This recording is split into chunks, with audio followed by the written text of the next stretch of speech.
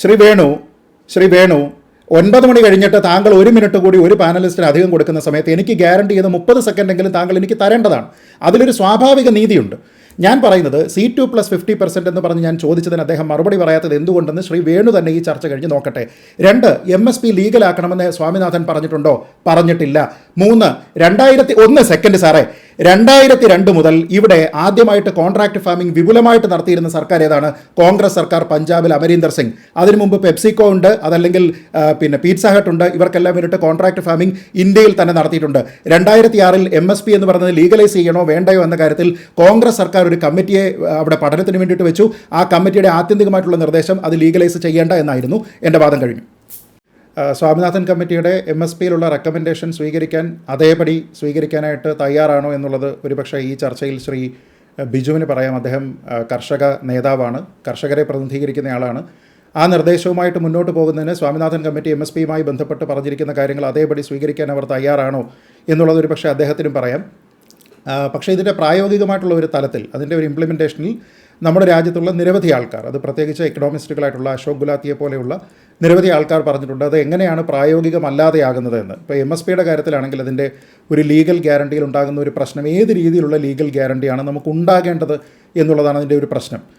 ഇപ്പോൾ അരി അല്ലെങ്കിൽ കോട്ടൺ, അതല്ലെങ്കിൽ ഏതെങ്കിലും ഒരു വസ്തു എടുത്തോളൂ. നമ്മൾ 23 താങ്ങുവില നൽകുന്ന ഉൽപ്പന്നങ്ങൾ എടുത്തോളൂ. ആ ഉൽപ്പന്നങ്ങളിൽ നമ്മൾ ഏത് രീതിയിലാണ് അത് വിഭാവനം ചെയ്യുന്നത്, എത്ര കാലത്തേക്കാണ് എന്നുള്ളതാണ് അതിലെ ഏറ്റവും പ്രധാനപ്പെട്ട കാര്യം. അത് പീരിയോഡിക്കലായിട്ട് നമുക്ക് റിവൈസ് ചെയ്യണം. ആ റിവൈസ് ചെയ്തില്ല എങ്കിൽ ഉണ്ടാകുന്ന ഏറ്റവും വലിയ അപകടമെന്ന് പറഞ്ഞാൽ ഏറ്റവും കൂടുതൽ റിട്ടേൺസ് കിട്ടുന്ന ക്രോപ്പ് ഏതാണോ ആ ക്രോപ്പിനെ മാത്രമായിട്ട് കൃഷി ചെയ്യുന്നതിന് വേണ്ടിയിട്ട് കർഷകർ ശ്രമിക്കും. ഇപ്പോൾ നമ്മൾ ആലോചിച്ച് നോക്കിക്കഴിഞ്ഞാൽ ഇപ്പോൾ ഒരു 4-5 റൗണ്ട് ചർച്ച കേന്ദ്ര സർക്കാരുമായിട്ട് കർഷകരുടെ നേതാക്കളുടെ ഭാഗത്ത് നിന്ന് നടന്നു.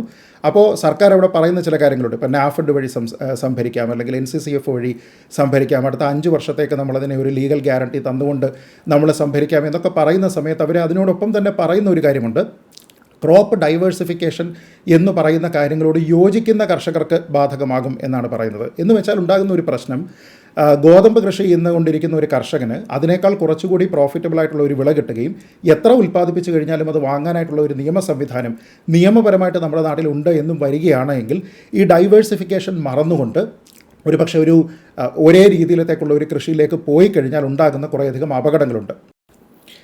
അല്ല നോക്കൂ, വീണ്ടും ആവർത്തിക്കേണ്ടി വരുന്നതിൽ ബുദ്ധിമുട്ടുണ്ട്. ഏതാനും ദിവസങ്ങൾക്ക് മുൻപ് ഞാനും ശ്രീ ബിജുവും മറ്റൊരു ചാനലിൽ ഇതേ വിഷയം സംസാരിച്ചതാണ്. അന്ന് അദ്ദേഹം പറഞ്ഞിരുന്ന ഈ വാദങ്ങൾക്കെല്ലാം ഞാൻ മറുപടി പറഞ്ഞത് അവിടെ ആർക്ക് നോക്കിക്കഴിഞ്ഞാലും ഇൻ്റർനെറ്റിൽ കാണാം. എൻ്റെ മറുപടി കിട്ടിയതിന് ശേഷം അദ്ദേഹത്തിന് ഒരക്ഷരം കമ എന്ന് പറയാനുണ്ടായിരുന്നില്ല.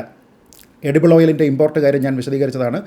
WTOയുമായി ബന്ധപ്പെട്ട ഫ്രീ ട്രേഡ് കരാറുകളെപ്പറ്റി അദ്ദേഹം പറഞ്ഞിരുന്ന കാര്യം നമ്മൾ പറഞ്ഞതാണ്. ഇതിനെപ്പറ്റിയെല്ലാം വളരെ സമഗ്രമായിട്ട് പറഞ്ഞതാണ്. അതുകൊണ്ട് ഞാൻ അതിലേക്ക് റെഫർ ചെയ്യുകയാണ്, അല്ലാതെ ഞാനത് വീണ്ടും ആവർത്തിക്കുന്നില്ല. മറ്റൊരു കാര്യം ശ്രീ വേണു ഇവിടെ പറഞ്ഞു, ഇത്തരത്തിലുള്ള വിഷയങ്ങളൊക്കെ വരുന്ന സമയത്ത് ശ്രീജിത്ത് പണിക്കരെ പോലുള്ള ആൾക്കാരെല്ലാവരും ഈ വിള വൈവിധ്യവൽക്കരണത്തിന് അല്ലെങ്കിൽ ക്രോപ്പ് ഡൈവേഴ്സിഫിക്കേഷൻ എന്ന് പറയുന്ന ഒരു മഹാസംഭവത്തിനെക്കുറിച്ചാണ് പറയുന്നത് എന്ന്. നോക്കൂ, ഇത് ഞാൻ ഇൻവെൻറ്റ് ചെയ്തിരിക്കുന്ന ഒരു പദമല്ല.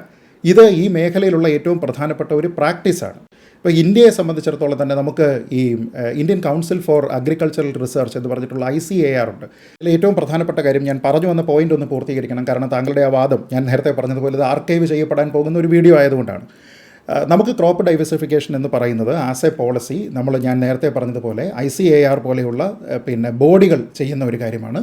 തന്നെയുമല്ല, നമുക്ക് രാഷ്ട്രീയ കൃഷി വികാസ് യോജന എന്ന് പറഞ്ഞിട്ടുള്ള ഒരു സെൻട്രൽ ഗവൺമെൻറ്റിൻ്റെ ഒരു പദ്ധതിയുണ്ട്.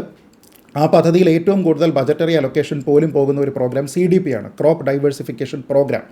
അതിൻ്റെ അടിസ്ഥാനത്തിൽ ഈ സ്വാമിനാഥൻ കമ്മിറ്റിയുടെ പറഞ്ഞുകൊണ്ട് തന്നെയാണ്, സ്വാമിനാഥൻ കമ്മിറ്റിയുടെ റെക്കമെൻഡേഷൻ അടിസ്ഥാനപ്പെടുത്തി നടത്തുന്ന കൃഷിവിളകളുള്ള രീതിയിലുള്ള സംസ്ഥാനങ്ങളിൽ പോലും വളരെ കൃത്യമായിട്ട് ക്രോപ്പ് ഡൈവേഴ്സിഫിക്കേഷന് ബജറ്ററി പ്രൊവിഷനുണ്ട്, ടീച്ചിങ് ഉണ്ട്, ട്രെയിനിങ് ഉണ്ട്.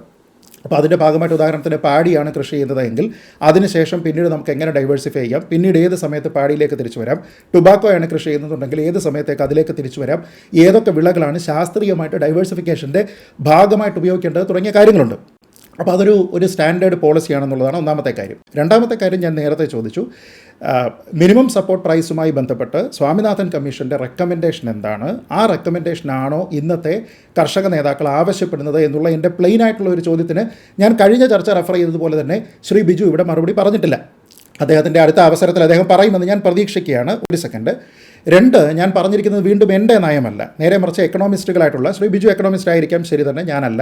പക്ഷേ ഞാനിവിടെ റെഫർ ചെയ്തിരിക്കുന്ന അശോക് ഗുലാത്തിയെ പോലെയുള്ള, ശ്രീ വേണുവിന് അറിയാം അദ്ദേഹം ആരാണെന്ന്, അവരെ പോലെയുള്ള ആൾക്കാർ വളരെ കൃത്യമായിട്ട് ഇത് പറഞ്ഞിട്ടുണ്ട്. ഇതിലെ അപകടം എന്താണെന്ന് പറഞ്ഞിട്ടുണ്ട്. വളരെ ലളിതമായിട്ടുള്ള ഒരു ഉദാഹരണം ഞാൻ പറയാം. അപ്പോൾ നമ്മുടെ നാട്ടിൽ ക്വിൻ്റലിന് 2000 രൂപയാണ് അരിക്ക് എന്ന് കരുതുക, വെറുതെ ശ്രീ വേണു വാദത്തിന്.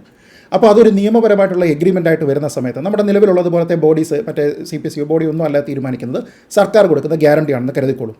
നമ്മുടെ അയൽ രാജ്യങ്ങളിലെല്ലാം സംബന്ധിച്ച്, അല്ലെങ്കിൽ നമ്മൾ എക്സ്പോർട്ട് ചെയ്യുന്ന മാർക്കറ്റിലേക്ക് സംബന്ധിച്ച് അവിടെ ഈ വിളയുടെ വില കുറയുകയാണ്.